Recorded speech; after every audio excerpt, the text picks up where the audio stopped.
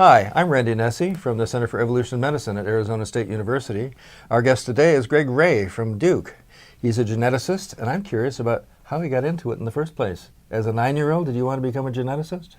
Not as a 9-year-old, but I did always find the natural world fascinating. So I thought I would probably be a biologist of some sort. But Out playing in the woods, or? Yeah, playing in the woods, watching Wild Kingdom on TV, things like that. But I didn't know what a geneticist was when I was 9 years old. So my understanding is that you've taken a particular curiosity trying to figure out how genes make phenotypes. What's a phenotype anyway? Phenotype would be anything you can see, feel, hear, measure about an organism, how big it is, how fast it runs, whether it got sick last night when the weather got cold. Anything that is an expression of function for an organism or structure for an organism. So do genes just make phenotypes?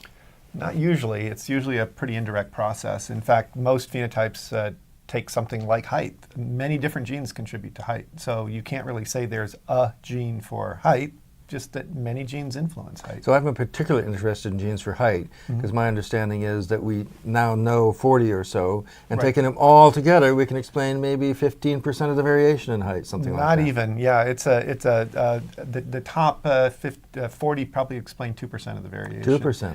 And if you think about it, height is an outcome of many things. Your nutrition, many genes influence how you process food and how you store food and how you exercise. So lots of things affect energy, and energy ultimately is what's going to take to grow you. So there's a lot of ways to make somebody shorter or taller. So that's probably the main reason that this has happened. So some people would, I think there's one notion of there are genes for height and genes for intelligence and genes for all kinds of things, but that's not right.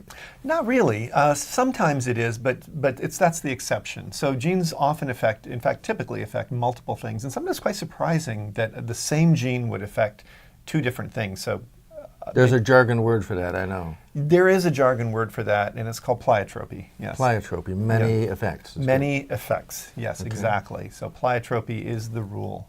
Yeah. So most genes do more than one thing? They may do one thing, but their influences may be indirect on many things. So even if the gene itself is pretty single-minded in what it does, its consequences may indirectly influence lots of other things. So while we're doing basic kind of things, an allele is not quite the same as a gene? No, an allele is just a version of a gene. So the variations, when we say genetic variations, we usually mean allele variations? Different alleles for the same gene, yeah. So an example would be green eyes, brown eyes, two different alleles, same gene. Okay, so you've been at Duke for quite a while now, and 16 really years, helping the whole university mount its genomic research. Yeah, I guess I don't always say no when people ask me to do things like that. So what are some of the most fun findings that have come from your center? We recently had one of our younger investigators actually go in and fix a mouse with muscular dystrophy and cure it essentially by editing its genome. Is this the so-called CRISPR-Cas9 That's strategy? Exactly right, yes. So that's something So that's incredible. So this is already being used in mice? It's already being used in mice. Clearly, this is the idea is if we can get this working reliably in mice and convince ourselves that there are no unwanted consequences, that this might eventually be a very powerful kind of therapeutic. Wow. So let's pause here just a minute and then come back to CRISPR-Cas9.